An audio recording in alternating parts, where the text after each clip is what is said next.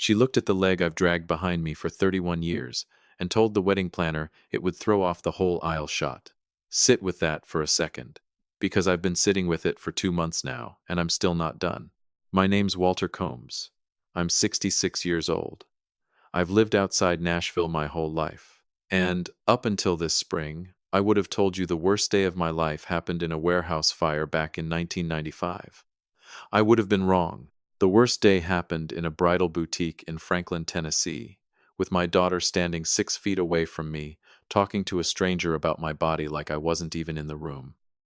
Let me back up and set the scene, because the details matter here. Belle Meade Bridal, this little shop off Main Street with cream carpets so thick you could lose a shoe in it, and a three-way mirror they'd set up on a little wooden platform for my daughter, Dana, to stand on in her gown. I was sitting in a velvet chair off to the side, the kind of chair that's built for a man to sit quietly and hold his wife's purse, not for a man my size with a leg that doesn't bend right. My cane was leaned up against the arm of that chair. Dana's mother, Renee, my ex-wife, was over by the window scrolling through fabric swatches with the shop owner. And Curtis, Renee's husband, Dana's stepfather, was standing right next to that platform with his hand resting on the small of Dana's back like he'd been the one who taught her to walk in the first place. Curtis sells insurance. Nice enough suits, always smells like drugstore cologne, calls every stranger buddy whether he knows their name or not. 26 years, I raised that girl. 26 years, and I'm the one folded up in the corner chair like the furniture. The wedding planner, a young woman with a clipboard and a headset, was walking through the ceremony layout with Dana, talking about the processional, who walks with who, timing it all out to the minute.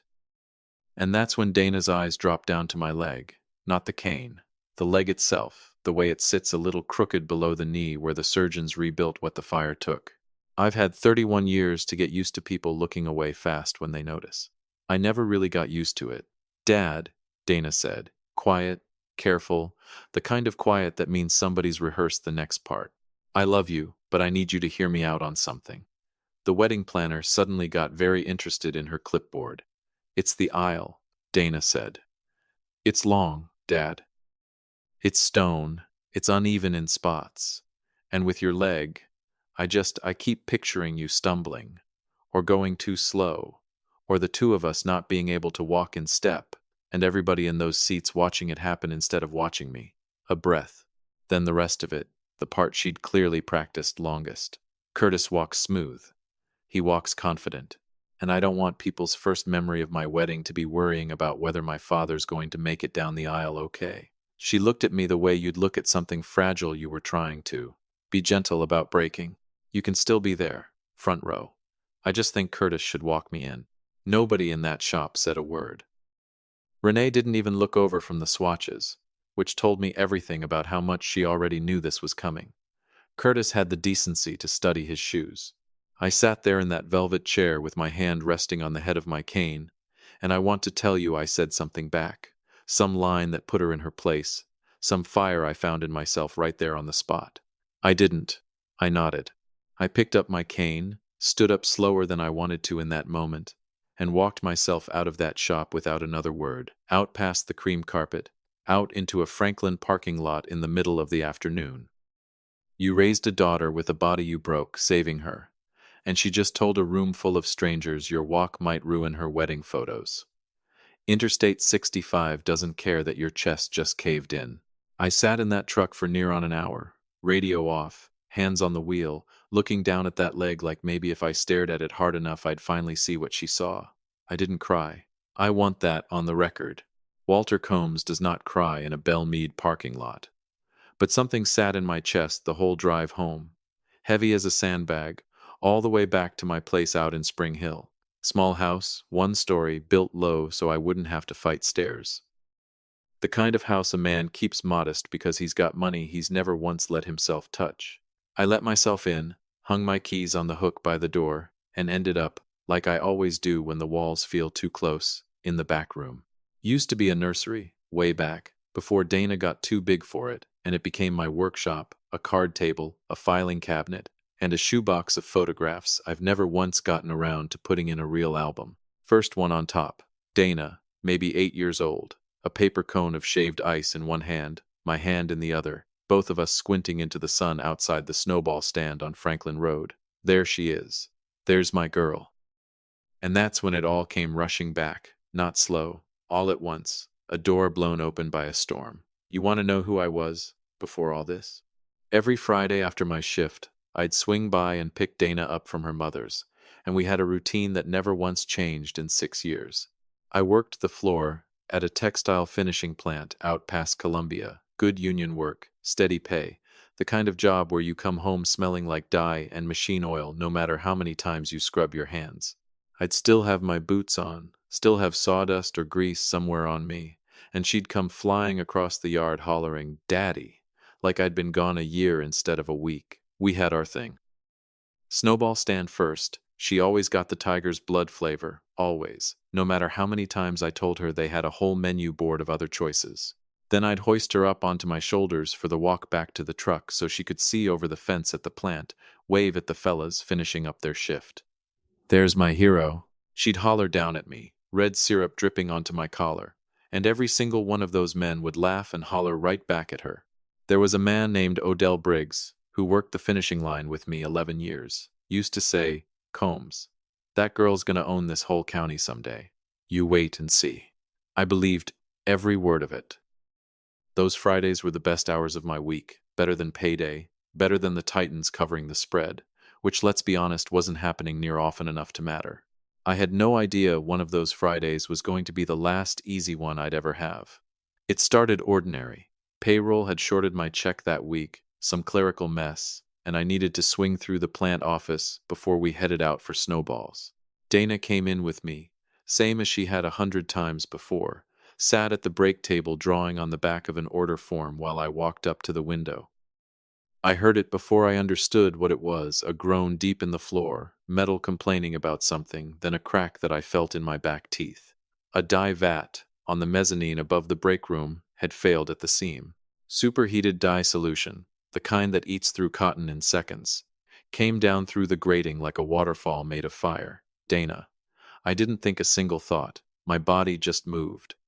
I got to that break table in about 2 seconds and threw myself over her, wrapped myself around her the best I could, made myself as big a wall as I knew how to be between her and what was falling. It caught me across the back, the shoulder, and mostly the leg, because that's what ended up underneath the worst of it, braced against the table leg, trying to keep us both upright and covered. I don't remember the pain the way you'd expect to.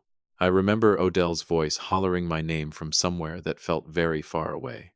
I remember a smell like scorched cotton and something chemical and wrong underneath it. And I remember Dana under me, screaming not one drop on her, not one single drop. She walked out of that break room without a mark on her body. I didn't. Odell saw the whole thing happen, ran over before anybody else had even worked out what the sound was, pulled Dana out from under me while I was still down. He still calls me every single year on the day it happened, just to check in. Some things you don't stop carrying, even when you weren't the one who got hurt. I'd do it again. That was never the question. The question, the one nobody bothered asking me for 20-some years, was what it was going to cost me after. You'd think a man who threw his body between his daughter and a wall of fire would earn something for it. Gratitude. A little patience. The benefit of the doubt. At minimum, Renee filed for divorce 5 months later. I remember sitting across a table from her in a lawyer's office in Columbia, my legs still wrapped, still learning how to walk without the cane at first, before I finally gave up and accepted I'd need it the rest of my life. She wouldn't look at the leg.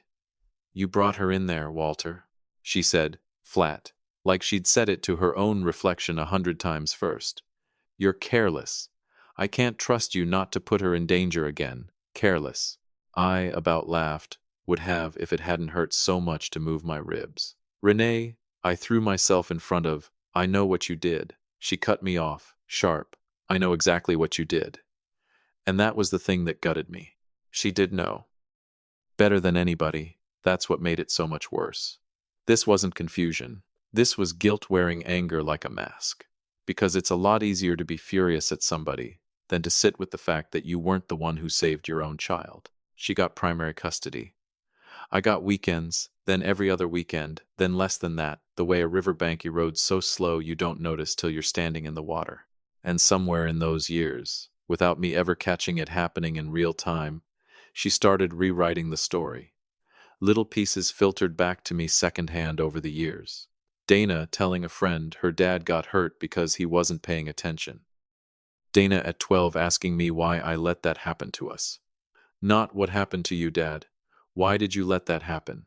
20-some years Renee had that girl's ear every single day, and I had her every other weekend if the schedule cooperated. You do the math on whose version was going to win out. The lawsuit against the plant took almost 4 years to settle. Corporate negligence, a maintenance log that had been falsified for over a decade, the whole ugly truth about how a company let a vat seam rot until it opened up on a father holding his daughter. I won. One big enough to change a family's whole trajectory. I never touched a dollar of it. My own attorney thought I'd lost my mind. Walter, you could buy a farm outright. You could retire this afternoon. And I sat there in his office in the same worn-out boots I'd worn my whole life and told him no, because somewhere in the back of my head, Renee's voice was still sitting there, careless. If I spent that money on myself, wasn't that just proof she'd been right about me all along? So I did the only thing that made sense to a man who'd already given his leg for his daughter. I put every dollar into a locked, discretionary trust, one only I controlled, set to release at her milestones. 25th birthday, a wedding, a house someday, if she wanted one. I kept working. Took a new trade after the plant closed the department down. Small engine repair, steady hours, nothing flashy. Kept the same small house. Drove the same truck till it had 200,000 miles on it, and I fixed it myself. Because I wasn't paying a mechanic for work, these two hands could still manage even when the leg couldn't. Folks probably thought I was just tight with money. Let them think it. Truth was, I was saving every dollar I never spent on myself for a girl who, by then, could barely stand to look at how I walked. Renee remarried when Dana was 19. Curtis Hale. Always in a sport coat, even at a Tuesday lunch. Leased a new truck every other year, like it was a pair of boots. Called himself a regional producer for his agency, which in my experience is what a man says when he wants the title without the numbers behind it. I didn't think much of him at first. Figured him for harmless, the kind of charming that doesn't have any teeth to it. I was wrong about that too. Somewhere around Dana's early 20s, Curtis started taking a real interest in her future, not mine. He knew better than to come near a trust I controlled outright but hers. Started talking to her about protecting what's coming to her. About positioning herself before the money landed. Positioning? That's a phrase from a man who's never had $2 of his own worth positioning anywhere. He walked her through paperwork one evening, I know this now, pieced together after the fact paperwork that used her future trust distribution as collateral against a business line of credit for an insurance sub-agency that never quite existed the way he described it to her. Told her it was routine, told her it protected her, told her, in that same smooth agency voice, that she needed to sign to lock in what was hers. She trusted him. She was desperate to impress the family she was marrying into, the Ashworths, old Franklin money, the kind of people who watch you like they haven't decided yet whether you're worth the investment. So she signed. She had no idea what she was handing over, and I had no idea, at the time, what Curtis was building brick by brick on the foundation of a trust I'd bled for. I sat there on the floor of that back room with that shaved ice photograph in my hand, and for a minute I just let myself be in it. Let myself remember what it felt like before any of this, before the plant, before the lawyer's office, before a bridal shop full of strangers hearing my own daughter worry out loud about whether my walk would embarrass her. I gave that girl everything I had left in me, and she looked right past it like it was nothing. I don't know how long I sat there. Long enough for the light outside to go orange, then gray, then gone. My phone rang. Number? I didn't know. Nashville area code. I almost let it go to voicemail. A man who gives his leg for his daughter for free is not going to fund her wedding on top of a lie. That's the thought that was sitting in my chest when I finally picked it up, and I want you to remember that thought because everything after comes out of it. Mr. Combs. Hi, this is Whitney. I'm the events coordinator over at Ridgeline Manor for your daughter's wedding. So sorry to bother you this late. Here it comes. We're having some trouble with the final vendor payment. The transfer from your attorney's office didn't clear this afternoon, and the banks flagged the funding source as blocked entirely. Dana's mother said to call you directly, that you'd handle it. Is everything all right?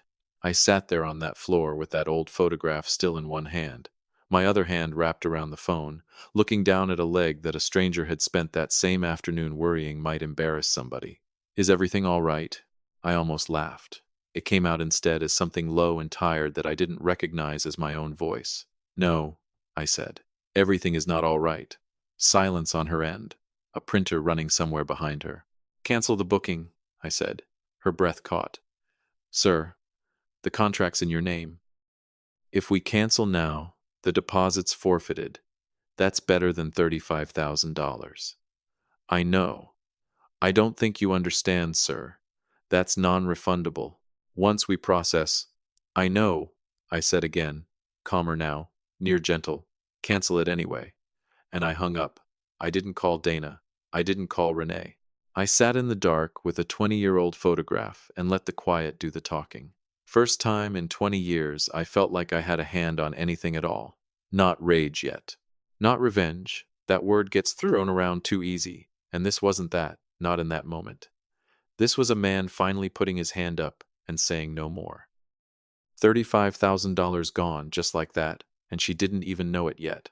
I didn't sleep that night, not from fear of what I'd done. I slept fine with the decision itself, but from waiting. The phone rang again the next morning at 7:15, while I stood at my counter with a bowl of oatmeal, same breakfast I've eaten since Dana was in diapers. Her name lit up the screen. I let it ring twice, mostly to see if my hand would shake. It didn't. Dad. Dad, what did you do? The venue called Mom. They said the whole thing's canceled. They said it was you. Is that true? There it is. Not are you okay? Not I'm sorry about the shop. Just what did you do to my wedding? It's true, I said. Why would you do that?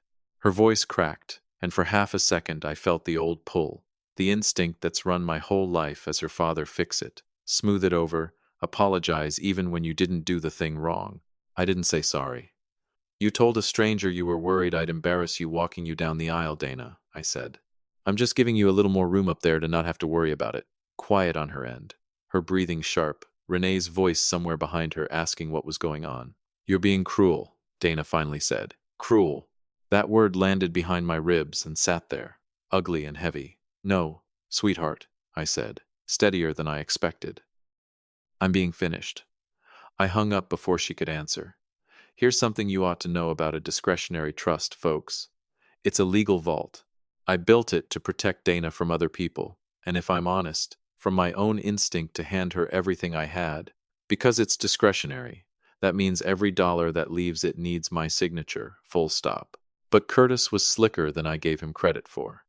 He'd talked Dana into signing paperwork nearly a year back, using her future milestone payouts as a guarantee behind a business credit line he was taking out. Here's the catch. A con man like that always runs into. Eventually, a bank won't take a discretionary trust as collateral unless the trustee signs off on it personally. Curtis knew I'd never sign that, so he forged it. Figured he'd use the wedding gifts and goodwill to quietly clear the balance before anybody looked too close. He miscalculated.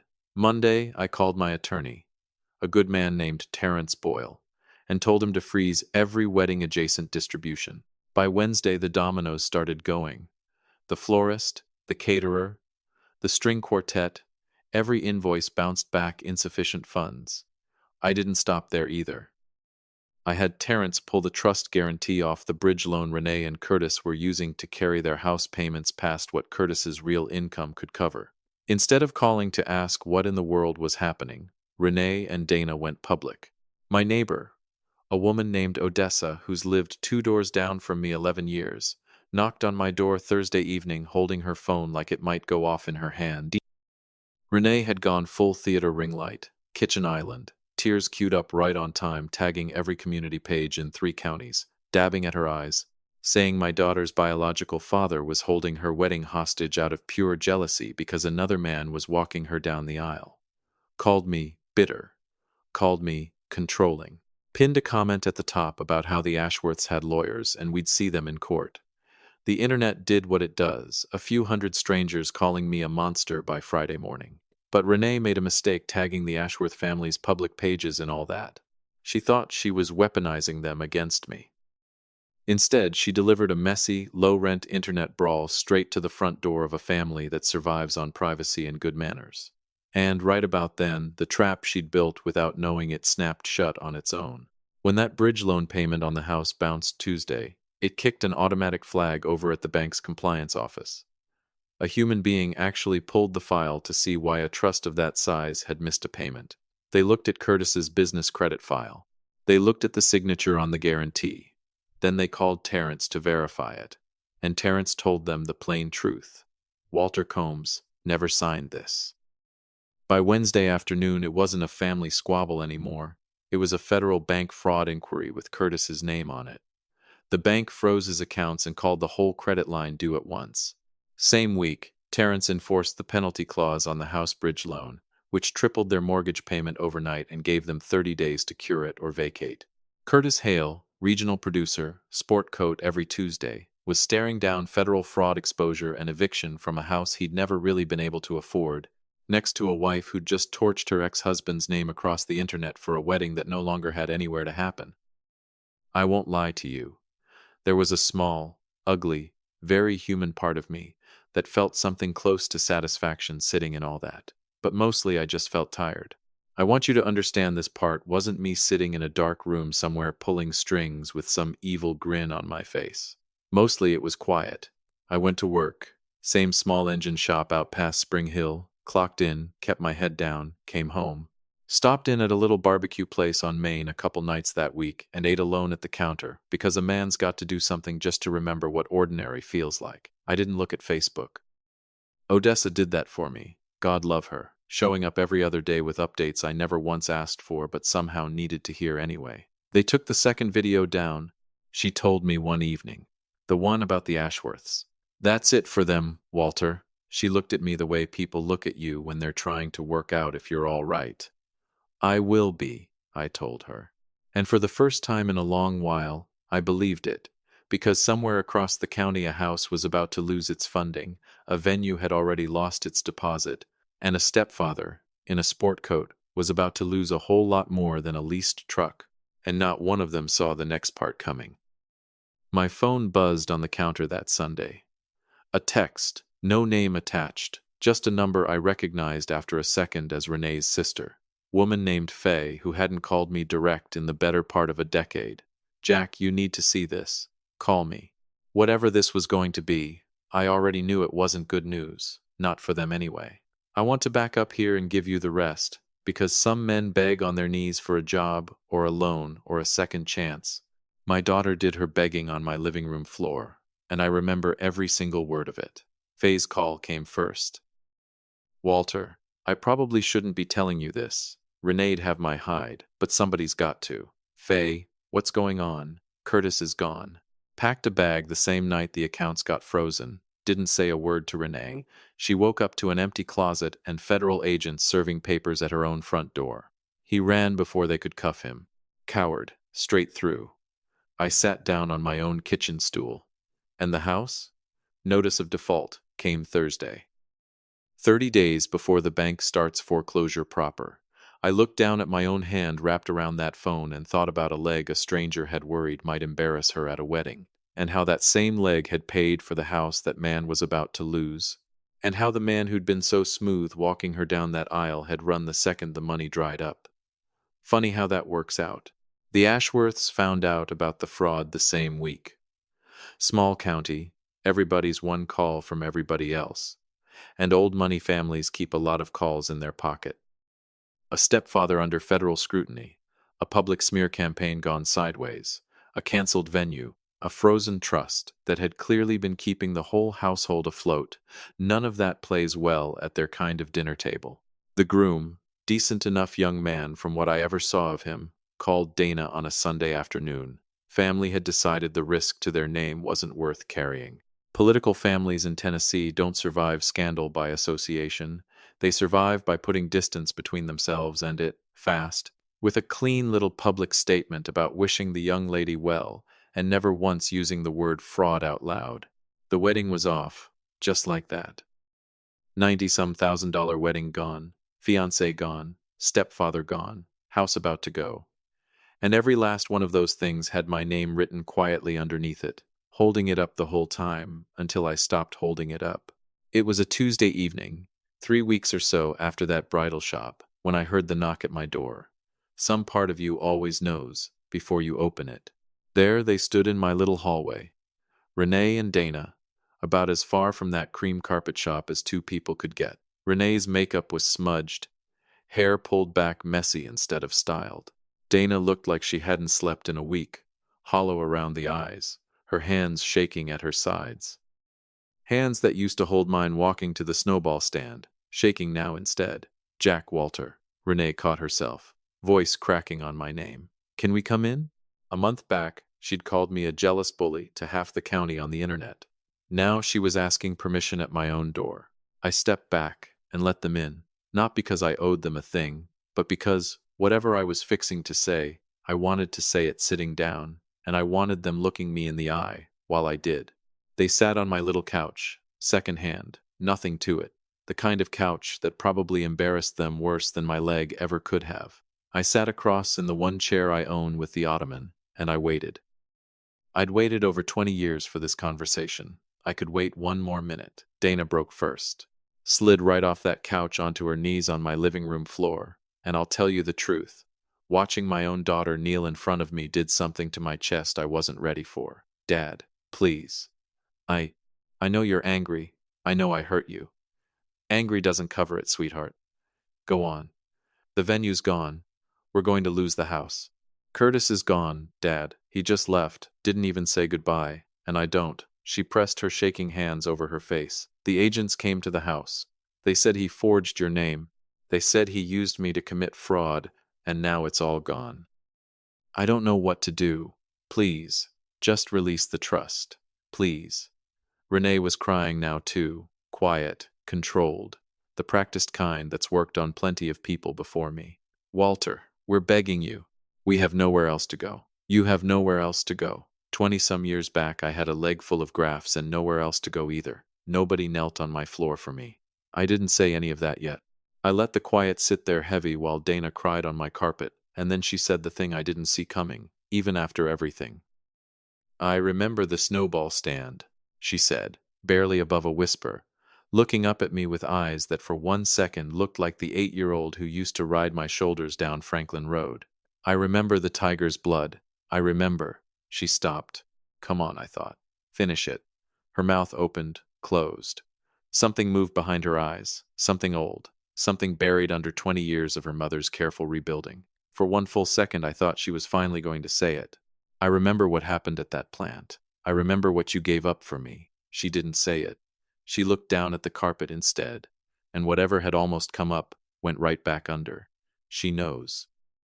Somewhere under everything her mother built, she knows exactly what this leg cost, and she still couldn't bring herself to say it, even on her knees. That's the moment something in me finally closed all the way. I stood up slow, unhurried, the way a man stands when he's made peace with a decision instead of reacting to one. Walked to the little table by the window where I eat breakfast alone most mornings, and I sat down, and I waited until Dana lifted her head to look at me. Then I rolled up my pant leg, right there, plain sight, where nobody could look away from it anymore. You told a stranger my leg might embarrass you at your own wedding, I said. My voice didn't shake. I want that on the record. But this leg is the only reason you've still got a whole body to stand up in that dress with.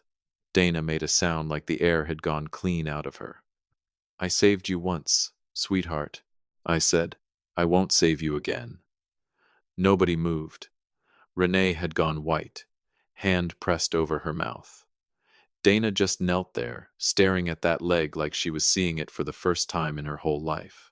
26 years of snowball stands and a settlement I never spent a dime of, and it took her kneeling in the wreckage of everything I built for her to finally look at it and understand what it meant. I stood up, walked past both of them, past the couch, past 26 years of a life I gave everything to build, and went to the window. Spring Hill was doing its evening thing out there, porch lights coming on, somebody's dog barking a few yards down. Ordinary life, indifferent to what had just happened in my living room. I heard Renee behind me, voice breaking. Walter, please, we have nowhere. I didn't turn around. I reached up and closed the curtain. I heard them sit there a minute longer. That particular quiet of two people realizing there's nothing left to say that changes anything. Then the couch creaked, footsteps, the door opening and closing. Quiet. None of the theater of that bridal shop, none of the ring lights or the accusations. Just quiet. I'll give you the rest quick, because you've earned the ending, and I don't believe in dragging out good news any more than bad. Renee and Dana were out of that house inside a month. The bank moving fast on account of it being an unbacked bridge loan and not a standard mortgage. Last I heard through Faye, they'd landed in a rental up in Columbia. Modest, unremarkable, the kind of place I've lived in most of my adult life, while they were living in a house with a pool. Funny how that goes. Curtis never surfaced back in Tennessee. Word came around eventually that the fraud case turned into real federal charges, wire fraud and false collateral on top of it, and last anybody heard he was somewhere down in Alabama, living considerably smaller than the leased truck days, waiting on a court date he couldn't smooth talk his way past. The Ashworths never spoke to Dana again, not one call, the kind of clean, well-lawyered silence that families like that are very good at. As for the trust, I never released it. Not the wedding money, not a dime of the house money. Terrence restructured the whole thing, locked it down tighter than before. Terms that make sure nobody but Dana herself, as a grown woman making her own honest choices, can ever touch it again. No stepfather, no mother, no fiancé's family leaning on her. Just her, if she ever earns her own way back to deserving it. Maybe someday she will. That's not up to me anymore. That's up to her. As for me, I still live in that same low house in Spring Hill, still drive that same truck, still work the same small engine shop, still stop into that barbecue counter some nights alone, same as always. Same. Odell still calls me every year, right around the day it happened, same as always too. Last time we talked he said something that stuck with me since. You did good, Combs, he said. Not the wedding thing. The other thing. 20-some years ago, you did good. I know it, Odell. I've always known it. Just took the rest of the world a good while to catch up. Some Fridays, when the weather's decent, I still drive by that snowball standout on Franklin Road. I still order tiger's blood, even though I never once liked the taste of it. Never did, not really. I just liked watching her eat it. I sit in that truck alone now and look down at this leg, this crooked, rebuilt, ugly, beautiful leg, and I think about an 8-year-old girl on my shoulders, hollering, "There's my hero," to a fence line of men who believed her completely. I'd still do it again. 1,000,000 times over, I'd still do it again. That was never the question. It was never going to be the question. The question was whether she'd ever be brave enough to say thank you. She wasn't. Not yet, anyway, but this leg, it's not waiting around on her for it anymore. Love doesn't need to be paid back to be real. It just needs to be given honestly. Walter's leg never asked for a thank you, and maybe that's the quiet gift in this story. The best things we do for the people we love often go unnoticed for years, sometimes forever. But that doesn't make them worthless. It just means our worth was never meant to hang on someone else noticing it. A small note for you. This story was written and fictionalized by AI for entertainment purposes, while hoping to leave you with a genuine, positive life lesson.